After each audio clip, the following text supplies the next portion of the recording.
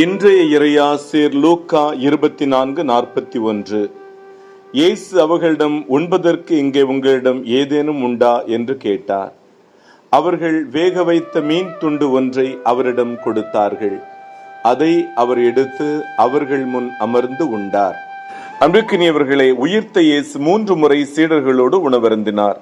இயேசு உயிர்த்தெழுந்த பின்பு மாட்சி பொருந்திய உடலை அவர் பெற்றிருந்தார்.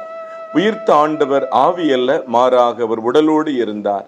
இயேசுவை அவர்களால் காண முடிந்தது. இயேசுவோடு பேசினார்கள். இயேசு அவர்களோடு நடந்தார்.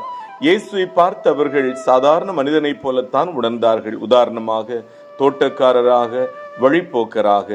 உயிர்த்த ஆண்டவர் தனது உடலை தொடச் சொன்னார். காயம்பட்ட இடத்தை காண்பித்தார். எனவே உணவுண்ணவும் முடிந்தது. இன்னும் இறையியல் வல்லுநர்கள் இயேசு உணவருந்தியது சீடர்களோடு உள்ள உறவை வலுப்படுத்தவே என்றும் கூறுவதுண்டு. ஜெபிப்போமா. அன்பிறைவா, உயிர்த்த ஆண்டவரின் விண்ணக விருந்தில் நாங்களும் பங்கேற்க வரம் தாரும். ஆமேன். எல்லாம் வல்ல இறைவன், தந்தை, மகன், தூய ஆவியானவர் இந்த நாள் முழுவதும் உங்களை ஆசிர்வதித்து பாதுகாத்து வழி நடத்துவாராக. ஆமேன்.